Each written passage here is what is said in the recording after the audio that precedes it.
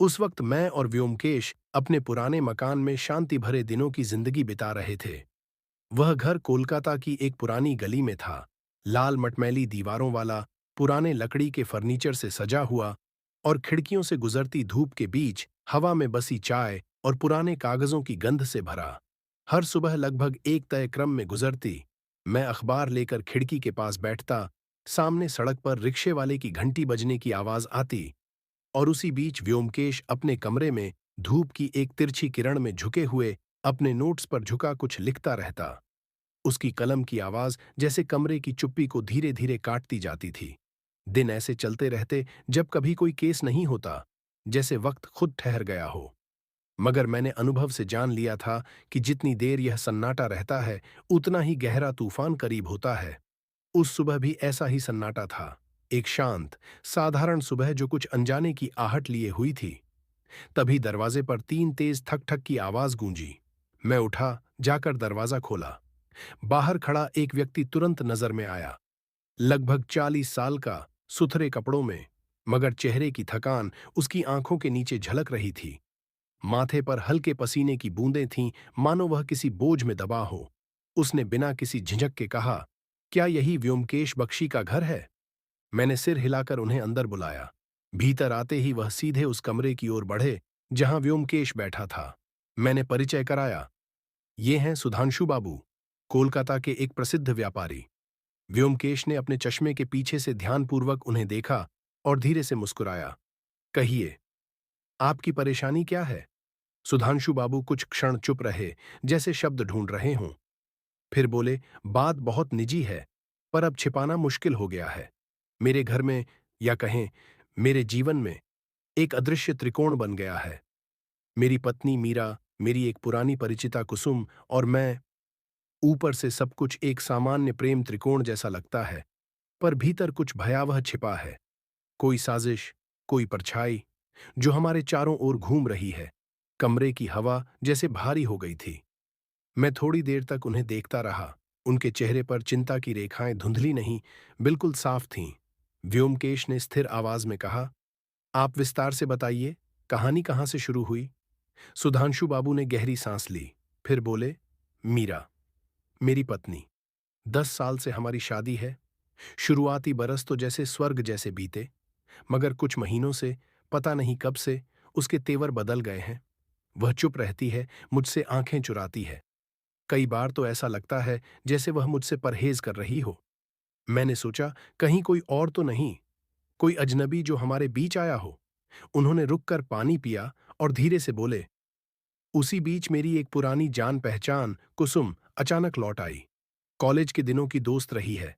उस वक्त हम काफी करीब थे, पर बाद में संपर्क टूट गया। अब वह विधवा है।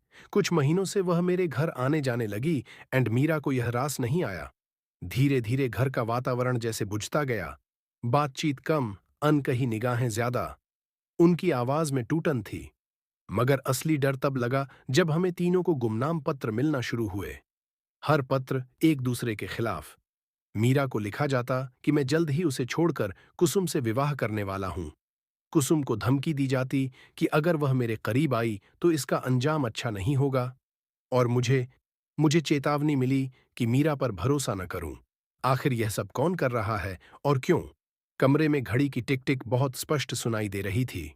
व्योमकेश ने आंखें बंद करके कुछ पल सोचा, फिर बोला, आपकी बातों से साफ लगता है कि इस खेल में कोई तीसरा व्यक्ति है, जो पर्दे के पीछे से धागे हिला रहा है। वह अपने निशान मिटाता जा रहा है ताकि कोई उसे देख न सके। यही अदृश्य त्रिकोण है। मैंने देखा, सुधांशु बाबू के चेहरे पर जैसे पहली बार राहत की झलक आई। उस राहत में विश्वास भी था और डर भी। मुझे डर है, उन्होंने कहा, कि यह मामला अब सिर्फ अपमान या शक तक नहीं रुकेगा। कुछ बड़ा, शायद बहुत खतरनाक होने वाला है। व्योमकेश ने धीरे से कहा, आप वे सारे पत्र मेरे पास छोड़ जाइए। मैं उनका ध्यानपूर्वक अध्ययन करूंगा। और हां, किसी को मत बताइए कि आप हमारी मदद ले रहे हैं। जिस दिमाग ने यह खेल रचा है, वह चालाक है। उसे जरा भी आभास हुआ तो वह अपनी चाल बदल देगा। सुधांशु बाबू ने हामी भरी और चले गए। उनके जाने के बाद मैं बोला, मामला तो पेचीदा है। यह तो साधारण वैवाहिक झगड़ा नहीं दिखता। व्योमकेश ने हल्की मुस्कान के साथ कहा, सही कहा तुमने।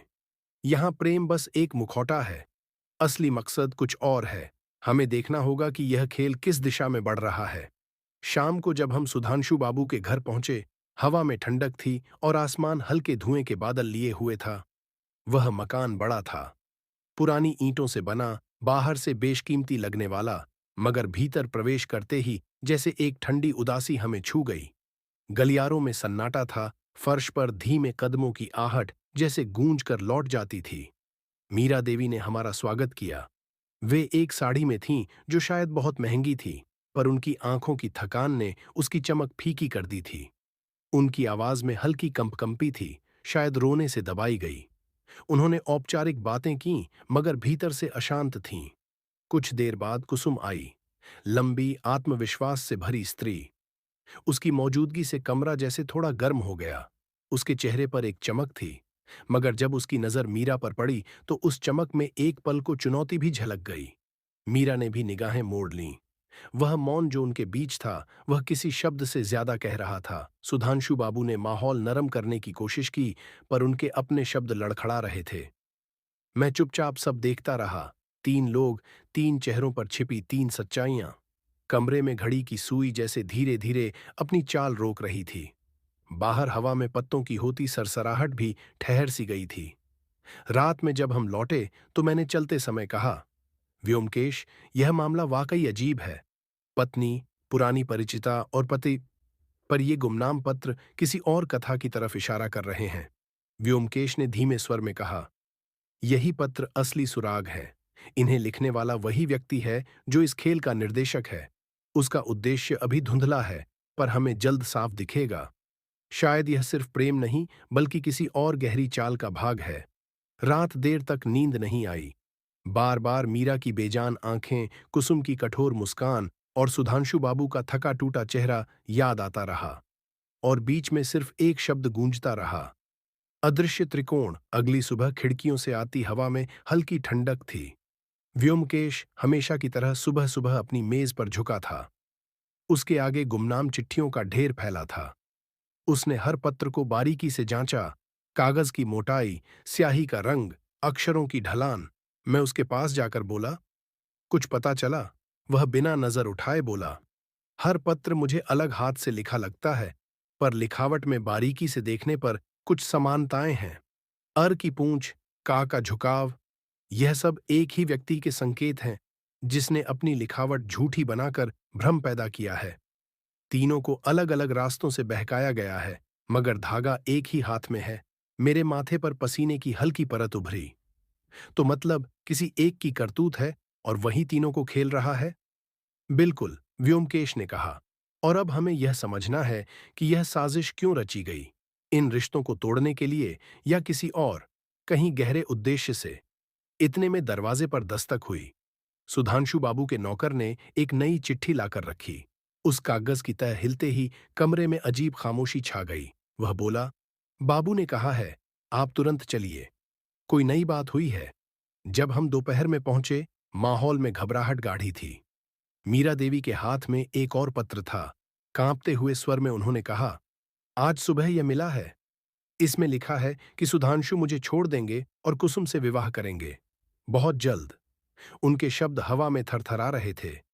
कमरे में सिर्फ दीवार की घड़ी की टिक टिक सुनाई देती रही, और उस आवाज के नीचे मैंने महसूस किया, शायद वह अदृश्य त्रिकोण अब सिर्फ मनोवैज्ञानिक नहीं, बल्कि डरावनी सच्चाई बनता जा रहा था। व्योमकेश ने धीरे से वह नया पत्र उठाया। लकड़ी की मेज पर सुबह की धूप का एक तिकोना टुकड़ा पड़ा था, जिसमें पत्र की सफेद सतह हल्की सुनहरी दिख रही थी। कमरे की हवा थोड़ी भारी थी, जैसे दीवारों ने भी बेचैनी को महसूस कर लिया हो। व्योमकेश ने ध्यान से उसका लिफाफा पलटा और बोला, क्या यह पत्र भी डाक से आया है? मीरा देवी ने धीरे से सिर हिलाया। उनकी आवाज में थरथराहट थी।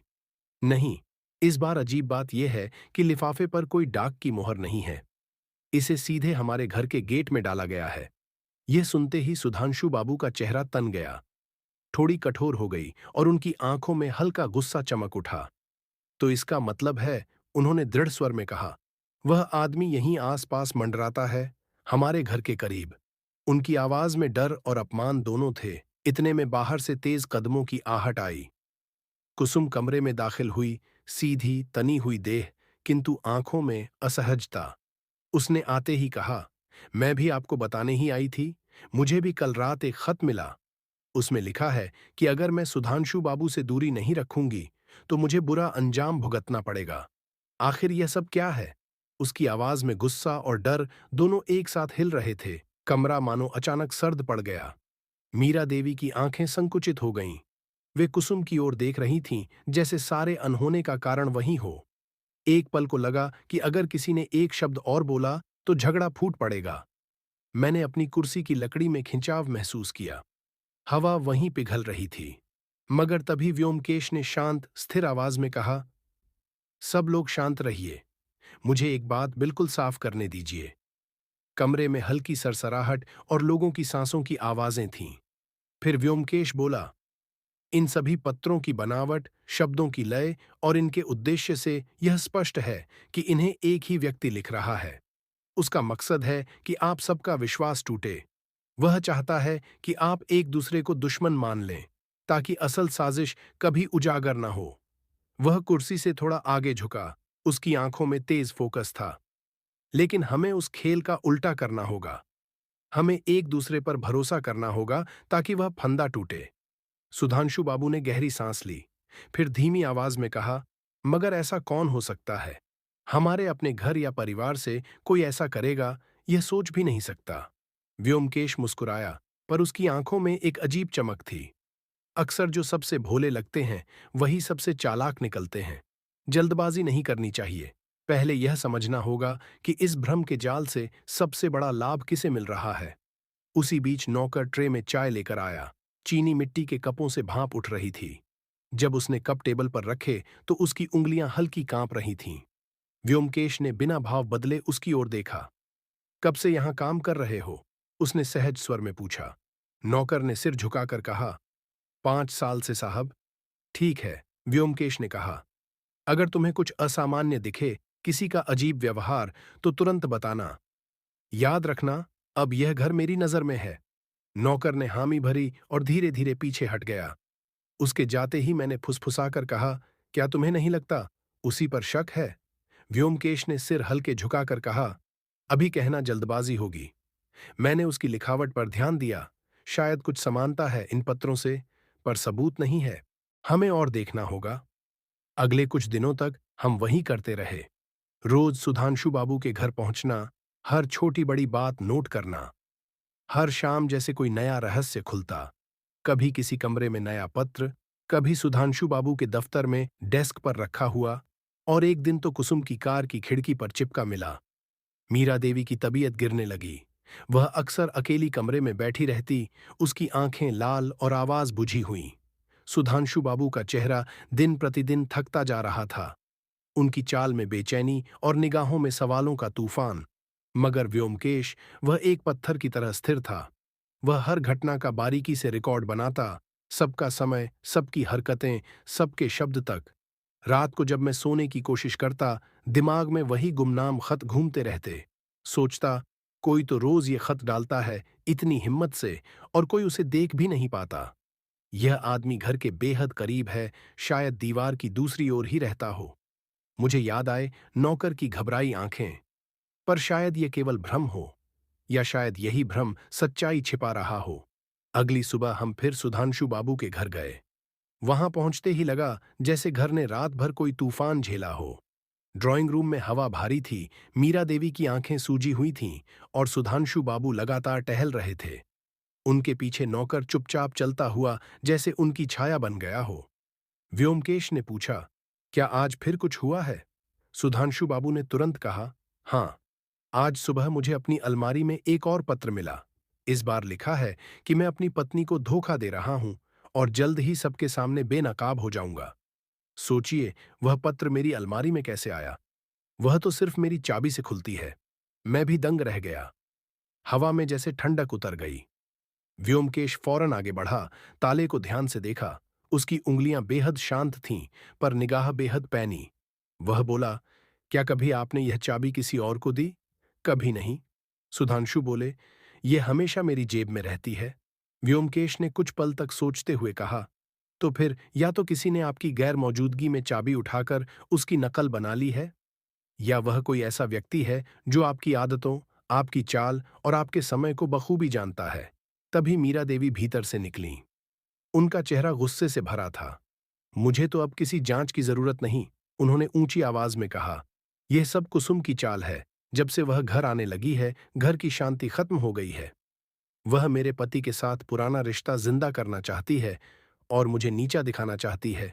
कुसुम, जो पास में खड़ी थी, ने तिलमिलाकर उत्तर दिया, मीरा, यह बिल्कुल झूठ है। अगर मैं कुछ कहना चाहूं तो सीधे कह सकती हूं। मैं ऐसे नीच खेल नहीं खेलती। जो कुछ है, मैं सच्चाई के साथ सामने रहना जानती हूं। उनके शब्दों ने हवा में चोट मारी। दोनों के बीच शब्दों की आग भड़क उठी। सुधांशु बाबू बीच में आए, मगर उनकी आवाज खो गई। माहौल गर्म था और मुझे लगा कि किसी भी पल सब बिखर जाएगा। तभी व्योमकेश की गहरी, दृढ़ आवाज गूंजी। बस। सन्नाटा छा गया। सभी हाथ से रुके, आंखें उसकी ओर मुड़ीं। उसने धीमे स्वर में कहा, आप लोग वही कर रहे हैं जो वह चाहता है, जिसने ये पत्र लिखे हैं। वह चाहता है कि आप लोग आपस में उलझ जाएं और उसी में असली सच हमेशा के लिए छिप जाए। अगर हम इस जाल में गिर गए तो वह जीत जाएगा। मीरा और कुसुम दोनों मौन हो गईं। कमरे में सन्नाटा गूंजता रहा। व्योमकेश ने नौकर को बुलाया। उससे वह लंबी पूछताछ करने लगा। घर में कौन कौन आता है, दरवाजा कब खुलता है, किस समय कौन बाहर जाता है, कौन लौटता है। नौकर ने हर सवाल का सीधा उत्तर दिया, लेकिन जब मैंने उसके चेहरे पर देखा, वहां फिर वही बेचैनी थी, दबी हुई मगर मौजूद। उस शाम जब हम लौटे, मैंने धीरे से कहा, मुझे तो यही नौकर सबसे संदिग्ध लग रहा है। शायद वही ये सब कर रहा है। व्योमकेश ने अपनी आदत के मुताबिक हल्की मुस्कान दी और बोला, तुम हमेशा सबसे आसान शक पर भरोसा करते हो। असली अपराधी अक्सर वही नहीं होता जहां हम खोजते हैं। नौकर पर शक रखो, पर वह अकेला जवाब नहीं है। अभी हम बस सतह को खरोंच रहे हैं। असली परतें नीचे हैं। रात में वह देर तक टेबल पर बैठा रहा। उसकी लैंप की रोशनी में कागज, स्याही और पत्र फैले थे। वह हर पत्र की स्याही सूंघता, उंगलियों से उसकी मोटाई महसूस करता। फिर बोला, इन पत्रों को अलग अलग कागजों पर लिखा गया है। कभी नीला, कभी सफेद, कभी पतला, कभी मोटा। यह आदमी सावधान है, हर बार धोखा बनाने की कोशिश करता है। पर उसने एक गलती की है। 3 पत्रों में स्याही एक ही किस्म की है। यह कोई साधारण स्याही नहीं, किसी खास ब्रांड की है। मैंने उत्साह से पूछा, तो क्या इससे हम लेखक तक पहुंच सकते हैं? हाँ, व्योमकेश बोला, कल मैं स्टेशनरी की पुरानी दुकानों में जाऊंगा। इस स्याही का निशान हमारी पहली ठोस कड़ी है। अगले दिन हमने शहर छान मारा, गली गली। लकड़ी की पुरानी दुकानों में स्याही की शीशियां झूल रही थीं। कई दुकानदारों से पूछताछ हुई। आखिर में एक बूढ़े स्टेशनरी वाले ने कहा, यह स्याही बहुत कम बिकती है। हाल में मैंने केवल 3 लोगों को दी है। उसने नाम गिनाए। एक नाम लेते ही व्योमकेश की आंखों में हल्की चमक उभरी। उसने नाम कागज पर लिखा और बिना कुछ कहे बाहर निकल गया। मैंने चलते हुए पूछा, कौन था वो? वह बोला, धैर्य रखो, यह बस एक कड़ी है। पर अब साफ है, लेखक हमारे जितना ही करीब है जितना हम एक दूसरे के। शाम को हम फिर सुधांशु बाबू के घर लौटे। बाहर बरसाती हवा चल रही थी। छतों पर पुरानी खपरेल पर पानी की आवाज गूंज रही थी। अंदर सब लोग एक जगह इकट्ठे थे। व्योमकेश ने शांत स्वर में कहा, अब तक जितनी बातें सामने आई हैं, उनसे यह साफ हो गया है कि यह खेल किसी बाहरी का नहीं है। अपराधी आप सबके बीच है। कमरे की हवा जैसे जम सी गई। मीरा की सांस थम गई। कुसुम के होंठ खुलते ही रुक गए और सुधांशु बाबू ने कुर्सी का हथा कसकर पकड़ लिया। व्योमकेश ने आगे कहा, बहुत जल्द वह अपनी ही चाल में फंसेगा। उसके अगले कदम का इंतजार कीजिए। अगर मेरी शंका सही है तो जवाब खुद सामने आएगा। मैंने उसकी आंखों की ओर देखा। वह शांत थी, मगर उस शांति के भीतर गहराई में तेज आग जल रही थी। मुझे लगा रहस्य अब बिल्कुल करीब है और अदृश्य त्रिकोण की यह कहानी अपने निर्णायक मोड़ पर पहुंचने वाली है।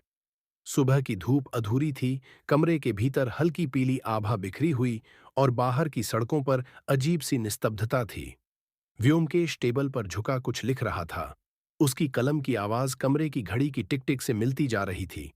मैं बार बार उसकी ओर देखता और पूछने का मन बनाता कि आखिर उसने अब तक क्या निष्कर्ष निकाला है, लेकिन हर बार उसकी शांति मुझे रोक देती। आखिरकार मैंने धीरे से कहा, कुछ पता चला? उसने सिर उठाए बिना बस इतना कहा, अभी नहीं अजीत, धैर्य रखो, समय आने दो। उसकी आवाज में एक अजीब संयम था, न ठंडक न गर्मजोशी, बस वह गहराई जो किसी गहरे रहस्य के करीब होते ही आती है। दोपहर की हवा उमस भरी थी जब हम फिर सुधांशु बाबू के घर पहुंचे। उस मकान के भीतर कदम रखते ही मन में एक विचित्र तनाव भर गया।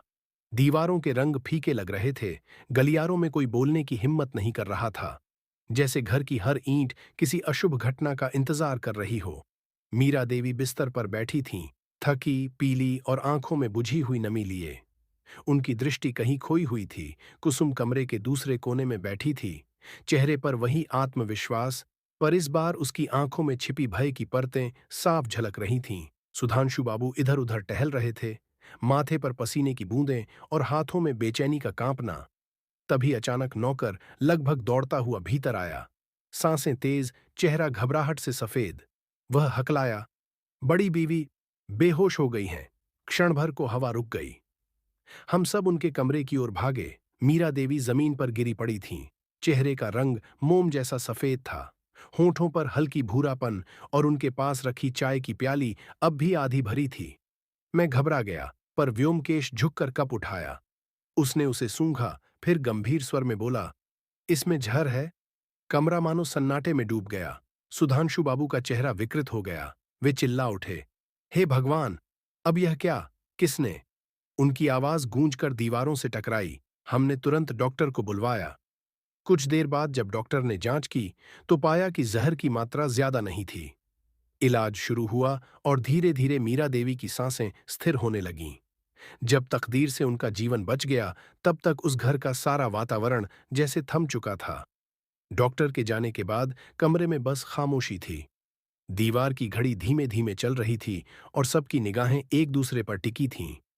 मीरा देवी ने धीमी आवाज में पूछा, यह किसने किया?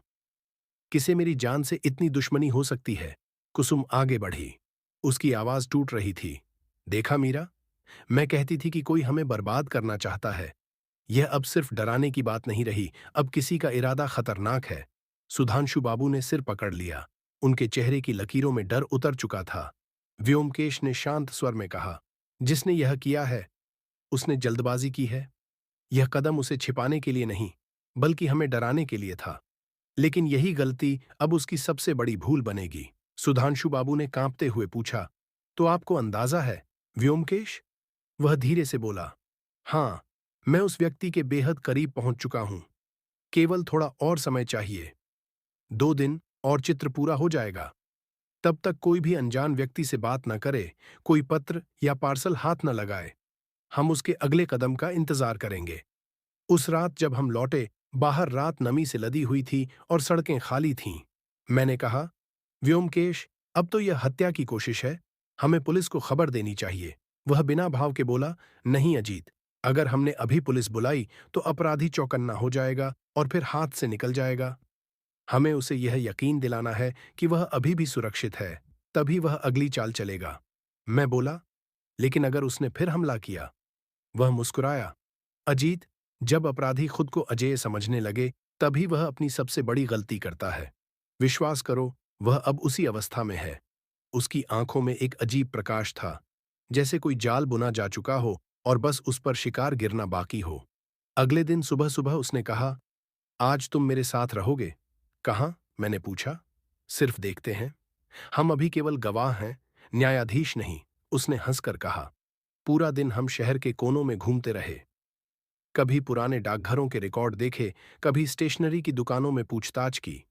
व्योमकेश हर जगह बेहद ध्यान से सुनता, नोट बनाता और कभी कभी कुछ सेकंड के लिए चुप हो जाता, जैसे किसी अदृश्य धागे को जोड़ रहा हो। शाम के धुंधलके में जब हम लौटे, उसने चलते चलते कहा, अजीत, अब मैं निश्चित हूं, अपराधी मेरे सामने है। मैं रुक गया। तो फिर देर किस बात की? वह बोला, सबूत, अभी निर्णायक सबूत बाकी है। वह खुद उसे देगा, बहुत जल्द। उसने बस इतना कहा। अब अदृश्य त्रिकोण पूरा प्रकट होगा। रात मुझे नींद नहीं आई। मैं सोचता रहा, कौन? मीरा, कुसुम या वह कोई तीसरा चेहरा जो अब तक छाया में था? अगली सुबह व्योमकेश असामान्य रूप से तेज था। उसने नाश्ता मुश्किल से पूरा किया और कहा, तैयार हो जाओ अजीत, आज हम जाल बिछाने जा रहे हैं। मैंने उसकी आंखों में दृढ़ता देखी, जैसे भीतर से उसे पूरा यकीन हो कि अब कहानी समाप्ति पर है। दोपहर बाद हम सुधांशु बाबू के घर पहुंचे। घर के लोग हमें देखकर राहत से भर गए। अब तक मीरा देवी की तबीयत कुछ बेहतर हो चुकी थी, पर डर अभी भी उनके चेहरे पर बसा था। कुसुम खामोश कोने में बैठी थी और सुधांशु बाबू एक गहरी थकान से भरे हुए लग रहे थे व्योमकेश ने सभी को बैठक में बुलाया। उसकी आवाज ठहरी हुई थी, पर हर शब्द में आदेश का वजन था। आज शाम हम सब यहीं बैठेंगे, उसने कहा। कुछ बातें होंगी और संभव है कि कुछ घटे भी, मगर कोई बीच में न उठे, न बोले, बस देखे और सुने। किसी ने सवाल नहीं किया। बस कमरे में मौन भर गया। सांझ ढलते ही सब इकट्ठे हुए। बाहर आसमान पर बादल घिरे थे, बिजली की हल्की झिलमिल और भीतर केवल दीवार घड़ी की टिक टिक। नौकर अंदर आया, सबकी मेज पर चाय रखी, और जैसे ही बाहर निकला, व्योमकेश की आंखें उसकी पीठ पर कुछ पल ठहरीं। फिर उसने कहा, शायद अब वक्त आ गया है कि इस रहस्य की परतें खोली जाएं। मीरा देवी की उंगलियां कांप रही थीं। कुसुम का चेहरा सख्त था। सुधांशु बाबू की सांसें तेज हो गईं। मैंने पत्रों का बंडल सामने रखा। व्योमकेश ने उन्हें उठाया, कहा, इन चिट्ठियों को देखिए। सबकी लिखावट अलग दिखती है, पर छिपे संकेत, स्याही की प्रवृत्ति, सब बताते हैं कि इन्हें एक ही व्यक्ति ने लिखा है। उस व्यक्ति ने सोच समझकर आपको बांटने और डराने की योजना बनाई। उसका पहला निशाना था मीरा देवी। मीरा देवी हिल उठीं। क्यों? मैंने क्या किया? आपकी कोई गलती नहीं, व्योमकेश ने शांत स्वर में कहा। उसका असली लक्ष्य था सुधांशु बाबू, उनकी जिंदगी, उनकी संपत्ति और वह सब कुछ जो उनके अस्तित्व से जुड़ा है। मगर वहां पहुंचने का रास्ता था आप दोनों के बीच फूट डालना। सन्नाटा इतना गहरा था कि टिक टिक की आवाज भी भारी लग रही थी। इन पत्रों में इस्तेमाल स्याही एक खास ब्रांड की है। मैंने बहुत खोज की। यहां से केवल 2 लोगों ने वह खरीदी, और उनमें से एक है तुम्हारा नौकर। सब उछल पड़े। दरवाजे के पास खड़ा नौकर थरथरा गया। मीरा देवी की आंखें फैल गईं। सुधांशु बाबू अविश्वास में बोले, नहीं, यह कैसे संभव? व्योमकेश ने उसके पास जाकर उसकी जेब से एक छोटी शीशी निकाली। वही नीली स्याही की बोतल उसने मेज पर रख दी। कमरे में हल्की गंध फैल गई, साबित करते हुए कि वही सूत्र है। नौकर के होंठ कांपने लगे। आखिर वह टूट गया। रोते हुए बोला, हां साहब, मैं ही था। सब मैं ही था। मैंने पत्र लिखे, जहर भी मिलाया। सुधांशु बाबू दहल कर बोले, तूने ऐसा क्यों किया? मैंने तुझे अपना माना था। नौकर ने सिर झुका लिया, आंखों में शर्म और अपराध बोध। साहब, मैं गरीब था। आपके घर में रहते रहते मैंने देखा कि यह घर हमेशा कलह में डूबा है। मैंने सोचा कि अगर बड़ी बीवी चली जाएंगी तो आप टूट जाएंगे, और धीरे धीरे मैं सब कुछ संभाल लूंगा। मैं इस घर का मालिक बनना चाहता था। मीरा देवी के आंसू बह निकले। सुधांशु बाबू ने जैसे खुद पर यकीन करना छोड़ा। उनकी आंखें फटी रह गईं। व्योमकेश ने सख्त स्वर में कहा, तूने जो खेल रचा वह नीचता की हद थी। तूने विश्वास का गला घोंटा और मासूम जान लेने की कोशिश की। अब तुझे इसकी सजा मिलेगी। सुधांशु बाबू ने तुरंत पुलिस को बुलाया। नौकर को पकड़कर ले जाया गया। कमरे में कुछ देर के लिए भारी राहत घुली, जैसे किसी साए ने घर छोड़ दिया हो। मीरा देवी ने कमजोर स्वर में कहा, अगर आप न होते तो शायद मैं नहीं बचती। कुसुम ने गहरी सांस ली। अब समझ आया कि यह अदृश्य त्रिकोण क्या था। हम सब सोचते रहे कि हम एक दूसरे के दुश्मन हैं, पर असल में हमारे आसपास का व्यक्ति ही हमारे बीच दीवार बन गया था। व्योमकेश की आंखों में हल्का गर्व था, पर लहजे में वही सादगी। यही अपराध की सबसे खतरनाक चाल होती है, उसने कहा। अपराध हमें उसी दिशा में देखने पर मजबूर करता है जहां वह चाहता है, और तब जब सच्चाई सामने होती है, वह सबसे आसान जगह पर खड़ी होती है। बाहर हवा में बारिश की खुशबू थी, और घर के भीतर पहली बार शांति अदृश्य त्रिकोण आखिर उजागर हो चुका था। रात की हवा भारी थी, आकाश पर छाए बादल तारों को छुपा चुके थे। हमारे घर लौटने के रास्ते पर मैंने पूरे दिन की घटनाओं को रिवाइंड करते हुए सहसा व्योमकेश से पूछा, तुम्हें पहले से ही आभास था ना कि नौकर ही अपराध की जड़ है? वह हल्के से मुस्कुराया। उस मुस्कान में एक पक्का विश्वास था। हाँ अजीत, उसने धीरे से कहा, उसके हाव भाव, हर बात में छिपी घबराहट, लफ्जों की अस्वाभाविकता और पत्रों की लिखावट में फिसलती समानताएं सबने ध्यान खींचा। स्याही की वही गंध भी थी जो केवल उसे पकड़वा सकती थी। मुझे सिर्फ इंतजार था कि वह कोई ऐसी गलती करे जिससे उसका हाथ रंगे हुए रूमाल की तरह सामने आ जाए। उस क्षण मुझे लगा कि बिना कोई नाटकीयता, व्योमकेश के सधे विश्लेषण ने इस बेहद उलझे रहस्य को एक कसी हुई रेखा में बांध दिया है। फिर भी मन की हलचल शांत नहीं हुई। उस रात घर लौटकर मैं देर तक छत पर टहलता रहा। मन के भीतर जैसे लगातार घटना के चित्र उभरते और मिटते रहे। नौकर का कांपता चेहरा, उसका अपराध स्वीकारना, मानो किसी फिल्म के पूरे दृश्यों की तरह आंखों के सामने भटकता रहा। फिर भी भीतर एक न खत्म होने वाली गूंज। क्या सब सचमुच खत्म हुआ? मैं कमरे में लौटा, बिस्तर का सिरहाना समेटा और धीमे से सवाल किया, व्योमकेश, क्या यही अंत है? मुझे अभी भी कुछ अधूरा सा लग रहा है। क्या तुम्हें नहीं लगता कि कुछ और बाकी है? व्योमकेश ने लंबी सांस ली, जैसे सोच में डूबा हो। उसकी आंखें छत की मकड़ी जैसी छाया पर स्थिर थीं। अजीत, अपराध का सच तभी पूरा होता है जब हर परत खुलकर सामने आ जाए, हर सवाल का उत्तर मिल जाए। मुझे अभी भी कुछ बातें अधूरी लगती हैं। देखो, नौकर ने जरूर सब कबूल किया, परंतु यह सब कुछ उसने अकेले इतना महीनों तक कैसे किया? और उसने जहर, जो खास किस्म का केमिकल था, वो कैसे और कहां से हासिल किया? मेरा दिल धक से रह गया। तो तुम्हारा मतलब है कि पर्दे के पीछे कोई और है, कोई जिसका हम अंदाजा भी नहीं लगा पाए? व्योमकेश की निगाहें अब चिर परिचित सटीकता के साथ चमक रही थीं। हाँ अजित, मेरा विश्वास है अपराध का असली सूत्रधार अभी पकड़ा नहीं गया। जिसने झर का इंतजाम किया, जिसने इतने महीनों तक नौकर को दिशा दिखाई, वह अभी भी ढूंढना बाकी है। उस रात बहुत देर तक व्योमकेश के कमरे की बत्ती जली रही। मैं कई बार उसके पास जाकर ठहर गया, लेकिन हर बार पाया वह कागजों, नोट्स और पुराने संवादों की छानबीन में व्यस्त था। जब भी मैंने पूछना चाहा, उसने बस इतना ही कहा, कल की सुबह सबके लिए बहुत निर्णायक होगी। सुबह की नमी कोलकाता की गलियों में बसी महक लिए हुए थी। हम सुधांशु बाबू के घर पहुंचते हुए बिल्कुल समय से पहले पहुंचे। बैठक घर के दरी कुर्सियों से भरे उस बड़े कमरे में हुई, जहां हर चेहरा बेचैनी में घिरा था। मीरा देवी की थकी आंखें, कुसुम की असमंजस भरी मौनता, सुधांशु बाबू का संजीदा चेहरा। व्योमकेश ने बिना भूमिका के सीधे विषय की गांठ पकड़ी। जो सच्चाई कल आपने देखी वो अधूरी थी। जो कुछ भी नौकर ने किया, उसका दिमाग अकेले इतना चौकन्ना और बहादुर नहीं हो सकता। असली सूत्रधार और कहीं है। सुधांशु बाबू ने सांस खींचते हुए कहा, पर अगर वह कोई भीतर का है तो कौन? घर में मौजूद सबकी नजरें एक दूसरे पर टिक गईं। मीरा देवी ने संकोच से कुसुम की ओर देखना शुरू किया। कुसुम की आंखों में हलचल थी। कई बार उनकी नजरें सुधांशु बाबू के चेहरे तक जाकर ठहर जातीं। व्योमकेश ने सधे स्वर में कहना शुरू किया, कई महीनों से जो कुछ भी हुआ, मीरा देवी और सुधांशु बाबू के रिश्ते में जो जहर बरहा, वो सिर्फ बाहर वालों की साजिश से नहीं था। नौकर के बयान में एक बात सबसे ज्यादा खली, धीरे धीरे यह घर मेरा हो जाएगा। सोचिए, ये विचार कहां से आया? किसी साधारण नौकर के मन में इतनी गहरी योजना अपने आप नहीं आती। उसे रह रहकर सलाह, धक्का और दिशा मिलती रही। कमरे का तापमान जैसे अचानक घट गया। हवा सुन्न हो गई। मैं समझ रहा था कि अब कुछ भारी होने वाला है। व्योमकेश ने फिर ठहरते हुए कहा, पर्दे की पीछे से सब चला कौन रहा था? वही जिसके पास इस घर की संपत्ति और जीवन में वर्चस्व का सबसे ज्यादा कारण हो सकता था। और वह थी कुसुम। कुसुम का चेहरा एक मीठी सी सफेदी में बदल गया। उनके होंठ कांपने लगे, आंखें बड़ी बड़ी और खोई हुई।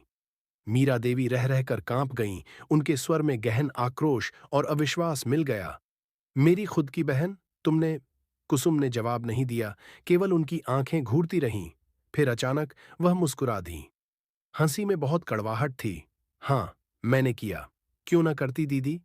जिंदगी भर तुम्हारे साए में रही। तुम्हें सब कुछ मिला, प्यार, सुख। मुझे सिर्फ परछाई मिली। तुम्हारा हंसना, तुम्हारा जीना सब देखती रही। जब तुम्हारा सुख भी अब लुढ़क रहा था, तो सोचा कि मैं ही क्यों ना हिस्सेदार बन जाऊं। मीरा देवी का चेहरा अब गीला था। तुम कैसे कर सकती हो? तुम्हें एक पल भी संकोच नहीं हुआ? कुसुम ने चेहरा फेरते हुए कठोर स्वर में कहा, रिश्ते वही मायने रखते हैं जब उस रिश्ते से कोई किसी को कुछ देता है। मुझे इस घर में कभी अपना अधिकार नहीं मिला और अब अपनी लड़ाई मैंने खुद लड़ी। कमरे में हाहाकार फैल गया। सुधांशु बाबू असहाय से चुपचाप कुसुम को देख रहे थे, मानो उनके भीतर कोई चीज टूट गई हो। व्योमकेश ने सख्ती से कहा, तुमने लालच और ईर्ष्या में अपने ही घर को नष्ट करने की कोशिश की। तुमने अपने मोहरे नौकर का इस्तेमाल किया। जो जहर इस्तेमाल हुआ वो तुमने अपने दूर के रिश्तेदार जो दवा के धंधे में है उससे हासिल करवाया। पूरा खेल यहीं रचा गया। अब कानून तुम्हारे सामने है। तभी पुलिस, जिसे पहले ही सूचना दे दी गई थी, अंदर आ गई और बिना शोर किए कुसुम को हिरासत में ले लिया। उनके जाने के बाद कमरे में एक सर्द सन्नाटा छा गया। मीरा देवी अब टूटी मूर्ति की तरह बैठी रहीं, आंसुओं के बीच फुसफुसा रही थीं। मेरी बहन ने, मैं उसे बेटी की तरह मानती थी। क्यों? सुधांशु बाबू बिना बोले कुर्सी पर पिघल गए। आंखें एक शून्य में गड्ढी थीं। मैंने उनके चेहरे की ओर देखा, जहां अब कोई भाव नहीं बचा था, सिर्फ अविश्वास का भारीपन था। कमरे में घटती शाम की रोशनी में व्योमकेश बहुत ही शांत खड़ा था। उसकी आंखों में संतोष नहीं, बल्कि गहरी गंभीरता और व्यथा थी, जैसे वह भी जानता हो कि अपराध का पर्दाफाश आसान है, लेकिन कटे बिखरे रिश्तों को जोड़ना सबसे कठिन। मैंने आखिरकार टूटे स्वर में पूछा, अब सब खत्म हुआ ना? अपराधी भी पकड़े गए और उनका खेल? व्योमकेश ने मेरी आंखों में देखा। उसकी आवाज में अतुलनीय शांति थी। अपराधियों का पर्दाफाश करना दिखने में आसान है अजीत, लेकिन जो जख्म वे दे जाते हैं उनका इलाज अदालत या पुलिस के हाथ में नहीं। यह परिवार अब बिखर गया है। सबसे मुश्किल वह है जो अब सामने है, रिश्तों को जोड़ना, खोए विश्वास को लौटाना। मीरा देवी ने डबडबाई आंखों से सुधांशु बाबू की ओर देखा। उनमें एक रिक्तता, एक धीमी उम्मीद थी। सुधांशु बाबू ने भी बहुत समय बाद नरम दयालु नजरों से पत्नी की ओर देखा।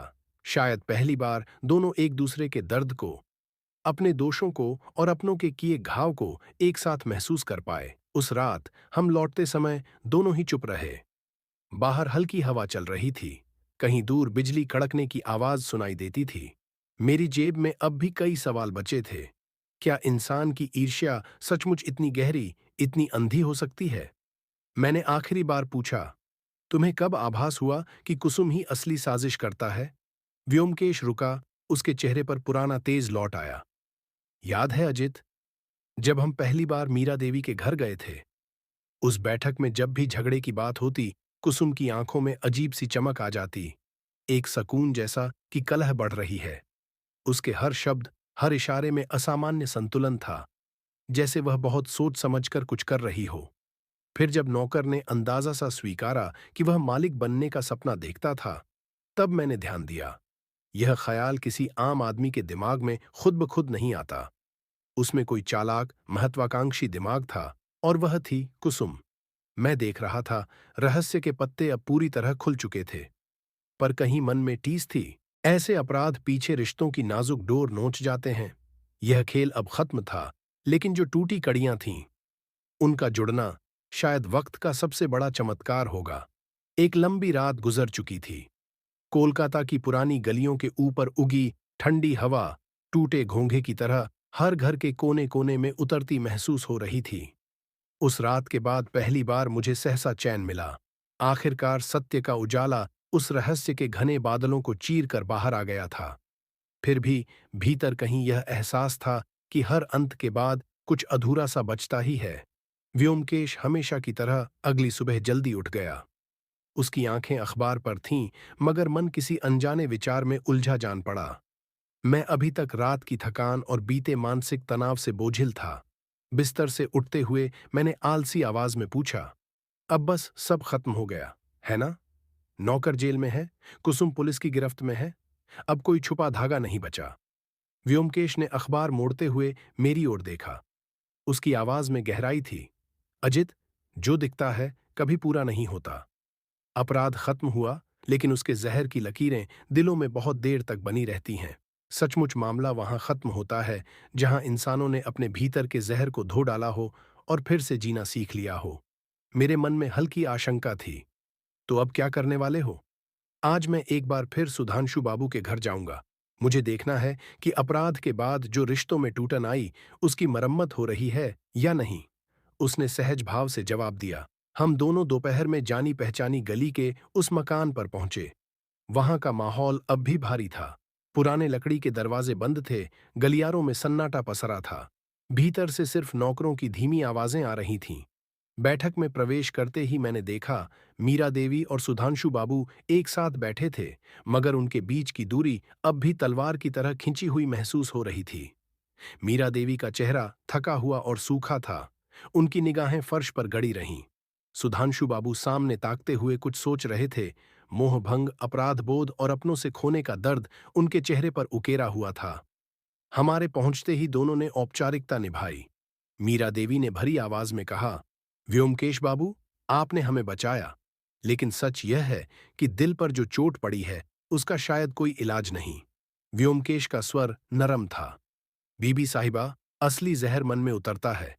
अपराध केवल कानून का सवाल नहीं, वह विश्वास का विषय है। रिश्तों को टूटने से बचाना भी आपके हाथ में है। यही समय है जब आप दोनों एक दूसरे को फिर से पा सकते हैं। आपके भीतर अगर भरोसा लौटा तो यह घर फिर मिले जुले आंगन की तरह खिल सकता है। कुछ देर हर कोई चुप रहा। सुधांशु बाबू ने गहरी सांस ली। मैं मानता हूं, मेरी भी गलती थी। मैंने मीरा पर शक किया, उनके प्यार को समझ नहीं पाया।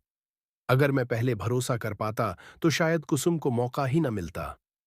मीरा देवी ने कमजोर स्वर में कहा, मेरी डर और गलतफहमियों ने हमें कमजोर बना दिया। किसी तीसरे को बीच में आने की जगह हम ही देते रहे।